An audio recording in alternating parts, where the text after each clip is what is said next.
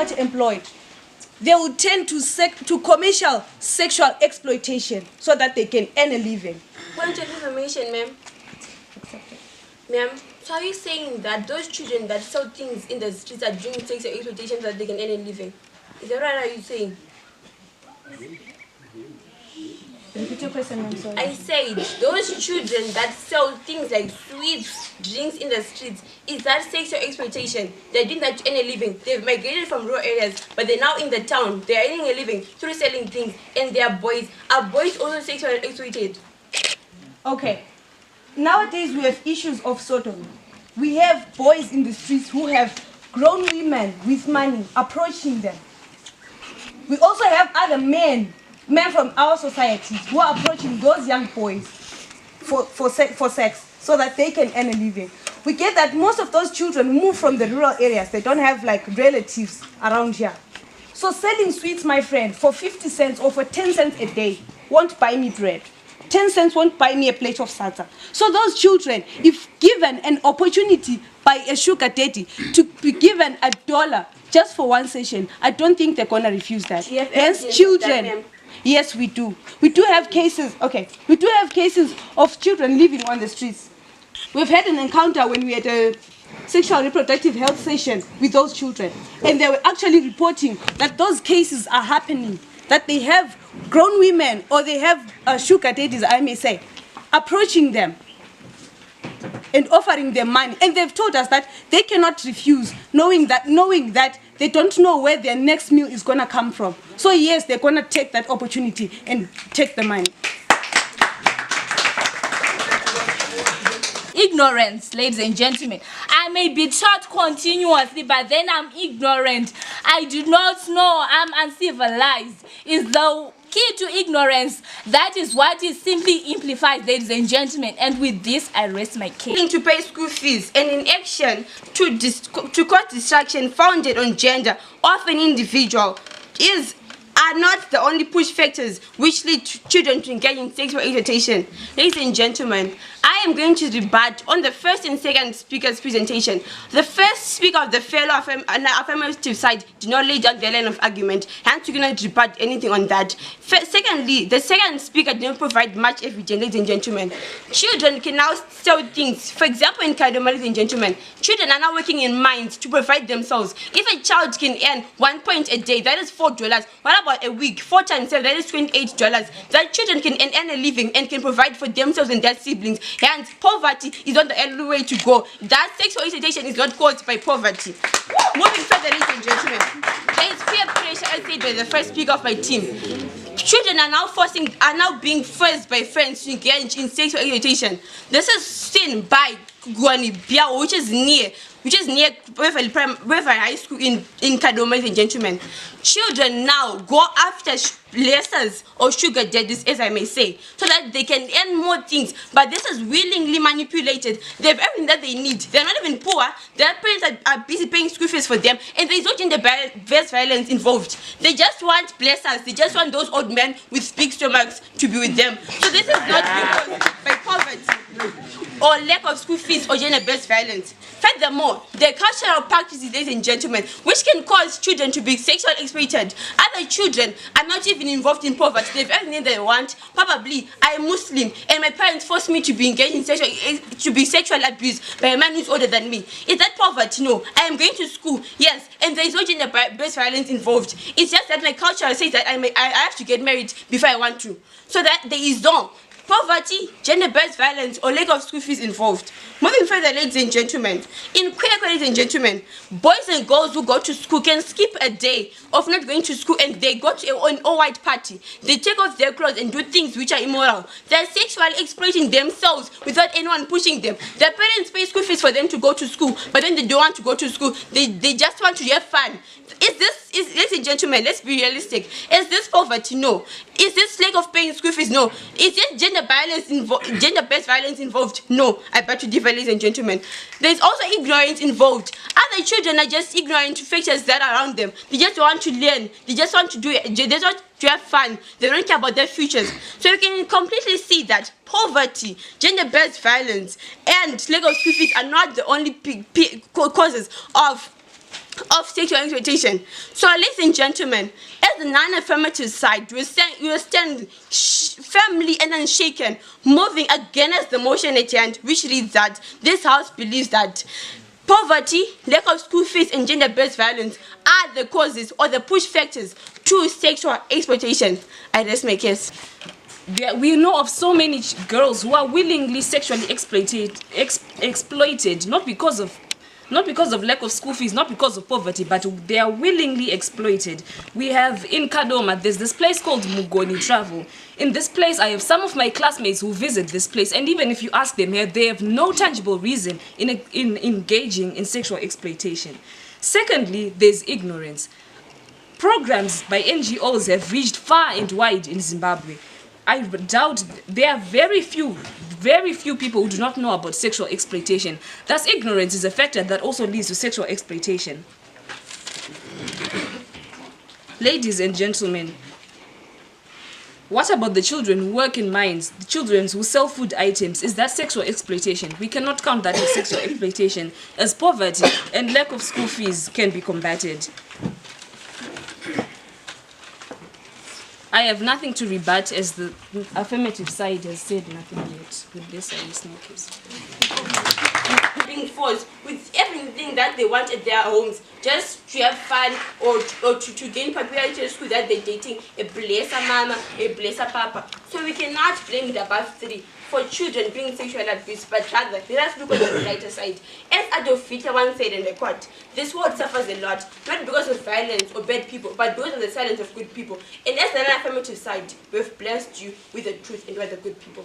We rest our case. Fees, it leads to school dropouts, and lack of school fees just comes from poverty. When families cannot afford to send children to school, it simply means that children have to stay at home and they have to help their parents fend for the family.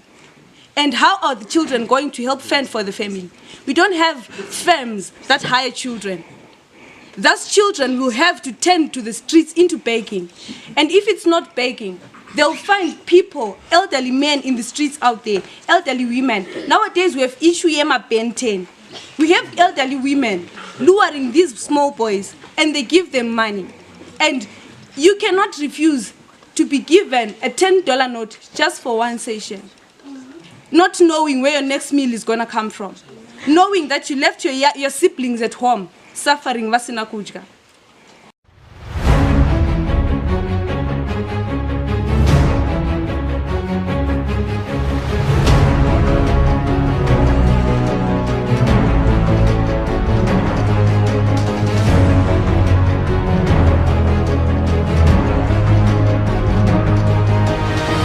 Girls and many boys are now indulging into sexual exploitation because of their friends that they are associating with. We have got on peer pressure. Many girls are spending most of their times doing nothing because they are spending most of their times with useless people. Mind you,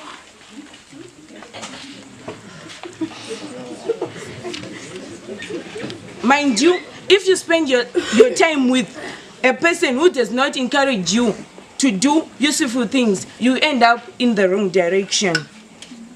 I would like to oppose on what the first speaker of the affirmative side has said.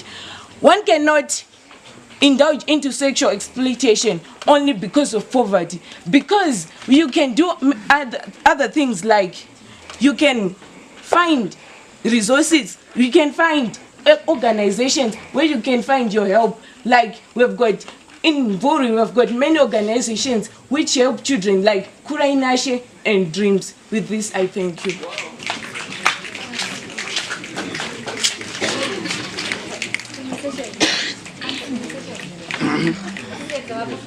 Leaders reply. You to shed some light, but clearly it seems like you are in a cloud of darkness. So allow me to bring enlightenment. Allow me to bring some glimpse of enlightenment in your darkness. Ladies and gentlemen, we can shout as loud as we want, but without resources, we are doing nothing, ladies and gentlemen. Ladies and gentlemen, denied. Ladies and gentlemen, allow me to shed light. alone we cannot stand. We are not saying completely we cannot do anything, ladies and gentlemen, but let me quote the word lot. When we're talking about lot, ladies and gentlemen, we're talking about a huge something. We're talking about huge impact, ladies and gentlemen. Denied. Ladies and gentlemen, allow us, ladies and gentlemen, when we're talking about lot, alone we can do so little, but with a lot of other people and other organizations, we can achieve much more, ladies and gentlemen. Denied. You cannot deny for the third time. Thank you. I am denied for the third time. Ladies and gentlemen, brought change to the political system of a certain country in a certain Africa, in a certain continent, Africa, then I say a certain voice from a united people again will also bring change in commercial exploitation, and that certain voice is the voice of the children who are capable. Ladies and gentlemen, allow me to welcome the first speaker of the non-affirmative delegation to the affirmative delegation who said we can as children, clearly showing that the non-affirmers are denied. Clearly showing that the non-affirmers also believe that children can make a change. Thereby, we welcome you. Also, the second speaker went on to say, without resources, we cannot. But I believe that the non-affirmative delegation clearly did not understand the topic at hand. The topic said children, young children leaders are capable of bringing change, not without resources. There is no resources in the topic. Therefore, you're mentioning that without resources or with resources is thereby invalid, because we said children, leaders, we are capable with resources, thereby proving our point that we can. Then, the third speaker went on to say, will our shouts be enough? Information, ma'am. Accepted. I wasn't the third speaker, I was the second speaker. Thank you for the correction. Still, the point is still 3 feet under my size 3 shoe. Invalid. Water under the bridge. May I continue? They said, will our shouts be enough? Allow me to enlighten you that the greatest method of bringing change is through voice. Voice is power. With this, we allow me to say that with each and every point being proven, water under the bridge, we still stand firm that through advocacy, through relevant shouting, we can, and we say we are capable of ending commercial sex working, of ending sexual exploitation amongst the youth as children. With this, we rest our case. By the creatures of the island, ladies and gentlemen. But we need other people, we need other organizations.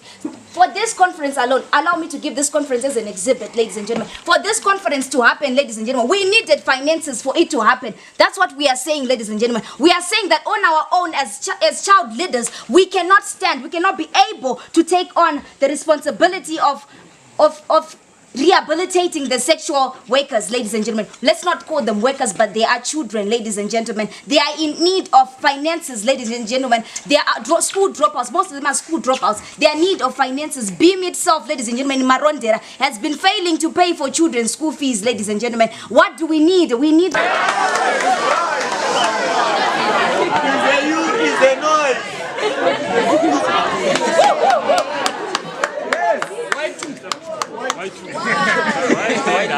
Why stand alone?